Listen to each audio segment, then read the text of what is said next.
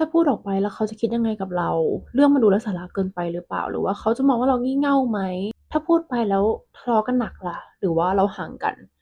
เคยมีความคิดแบบนี้ผุดขึ้นมาในหัวไหมคะ ถ้าใช่เราก็เปิดถูกคลิปแล้วค่ะ สวัสดีค่ะทุกคน ยินดีต้อนรับเข้าสู่ช่อง Make a Made นะคะ แต่ว่าจริงๆวันนี้ไม่ใช่ Vlog ไม่ใช่ Make up ไม่ใช่ English Language ใดๆ แต่ว่าเป็น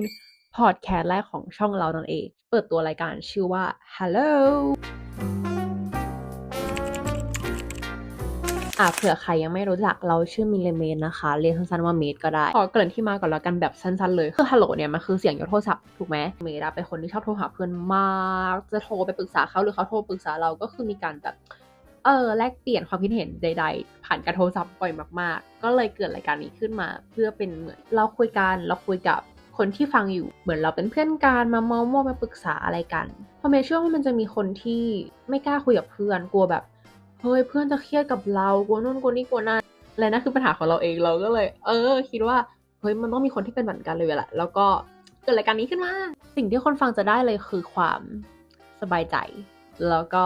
การแลกเปลี่ยนความคิดเห็นอยากให้เป็นฟีลแบบเมย์เล่าให้ฟังนะแล้วก็มาแชร์ความคิดเห็นกันได้ว่าทุกคนคิดกันยังไงหรือว่ามีความคิดเห็นต่างกันยังไงอะไรแบบนี้ถือว่าเราก็มาสร้างคอมมูพื้นที่สบายใจร่วมกันคือเล่าก่อนว่าส่วนตัวเมย์เป็นคนคิดมากนะคะทีเนี้ยสิ่งที่เกิดขึ้นคือตอนม .4 เราย้ายกลุ่มใหม่เป็นเพื่อนเก่าแต่ว่าไม่สนิทกันมาก่อนอะไรแบบเนี้ยเราก็ต้องมาอยู่ด้วยกันพอเราเป็นคนคิดมากปุ๊บเวลาเกิดเรื่องอะไรขึ้นปุ๊บเราก็จะคิดเอ้ยไม่คุยดีกว่าไม่เป็นไรหรอกเรื่องไม่ใหญ่หรอกแล้วเราก็ผ่านไปแล้วก็มีเรื่องใหม่เฮ้ยเขาจะคิดยังไงวะอันนี้เราผิดหรือเปล่าหรือเขาจะไม่โอเคหรือเปล่าหรือว่าเขาผิดหรือว่าเราผิดหรือว่าอะไรวะเราก็คิด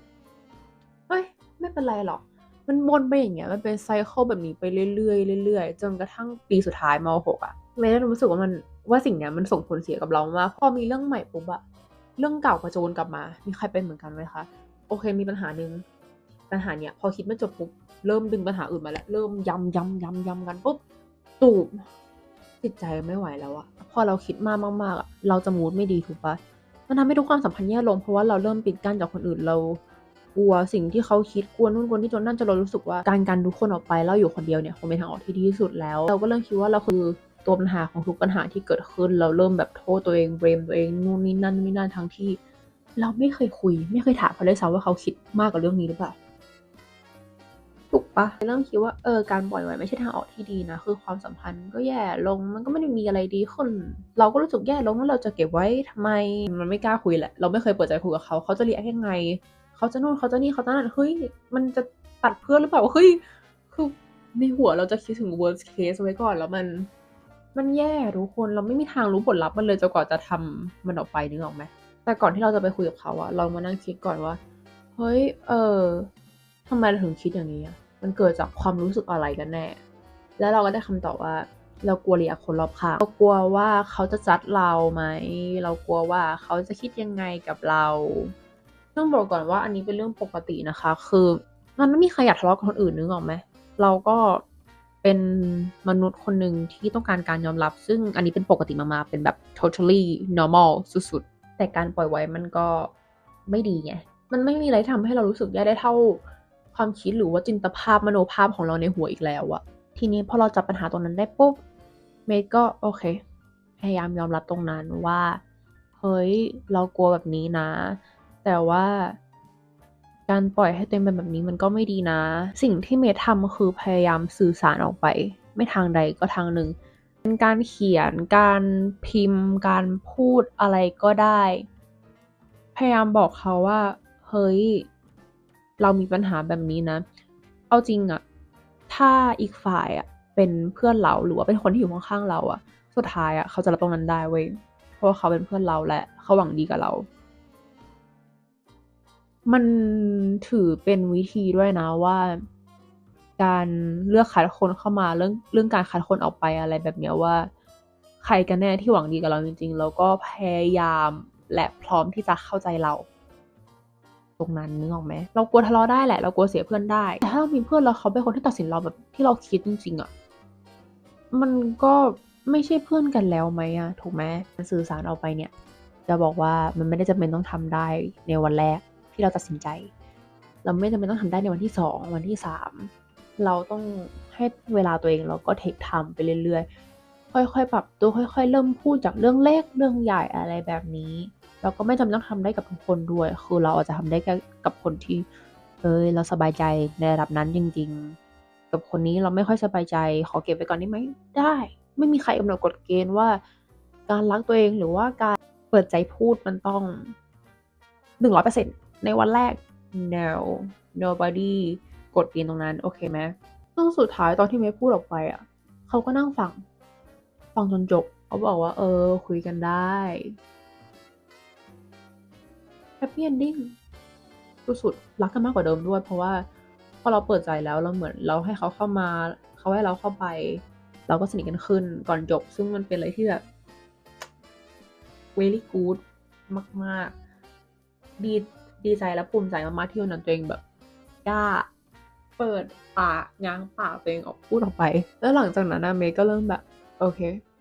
อะไรไม่รู้แหละเราจะนึกถึงตัวเองก่อนคนอื่นรู้สึกแย่แล้วฉันล่ะแล้วคุณล่ะนึกออกปะเราต้องนึกถึงเราด้วยถ้าไม่ใช่เราอ่ะใครจะนึกถึงเราหรือโอเคกับบางเรื่องการพูดไม่ใช่ทางออกที่ดีเนอะเมย์ก็จะพยายามคิดว่าโอเคอะไรดีที่สุดระหว่างพูดกับไม่พูดข้อดีข้อเสียคืออะไรมันก็แล้วแต่เคสไปพยายามเลือกทางที่เราไม่ได้เสียเปรียบจนเกินไปแค่นี้ก็ถือว่าเป็นการนึกถึงใจคนอื่นแหละและพอถึงจุดหนึ่งก็คือตอนนี้ที่มันมีพัฒนาการจากวันนั้นอย่างชัดเจนเมย์ก็ค่อนข้างภูมิใจกับตัวเองมากๆว่า เอ้ยเราพูดออกไปได้แล้วว่าจากคนที่ไม่พูดอะไรเลยเงียบงับแล้วก็เก็บกดแล้วก็อะไรแบบเนี้ยพอเราพูดไปได้แล้วมันจะโล่งอะทุกคนในทุกด้านมันไม่มีข้อเสียอะไรเลยนอกจากเราขัดคนได้จริงๆ1เราแฮปปีขึ้น2เรื่องมันจบไม่ต้องคิดซ้ำคิดซ้อน3สนิทกันขึ้น4เห็นเปล่ามีแต่เรื่องดีเชื่อเถอะลองดู สรุปเลยคือการที่เราใส่ใจคนอื่นเนี่ยมันดีนะมันดีแน่นอนแต่ว่าอย่าลืมใส่ใจตัวเองด้วยเอาล่ะฟังมาถึงตรงนี้แสดงว่าเป็นคนคิดมากเหมือนกันใช่ไหมคะเมย์จะบอกว่ามันไม่เป็นไรเลยนะที่เราจะคิดมากหรือเราจะนู่นนี่นั่นมันเป็นเรื่องปกติของมนุษย์มากๆ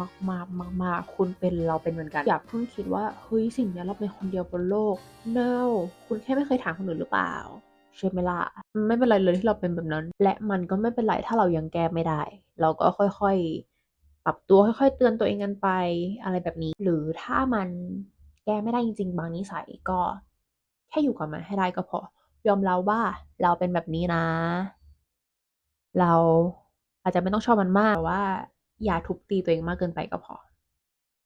แบบถ้าเราทำปุ๊บรับรู้โอเครอบหน้าจะพยายามเตือนตัวเองมากกว่านี้ แต่ว่าอย่าดูอย่าด่าตัวเองมากเราก็คนเรามีจิตใจเราเจ็บได้โดยเฉพาะคำพูดของตัวเองอะเมนมองว่าคำพูดใครไม่สำคัญเลยเท่าตัวเราถ้าเราไม่โอเคคนอื่นบอกโอเคแค่ไหนเราก็ไม่โอเคแต่ถ้าเราโอเคคนอื่นไม่โอเคเราก็ยังโอเคนึกออกปะอย่ามองว่า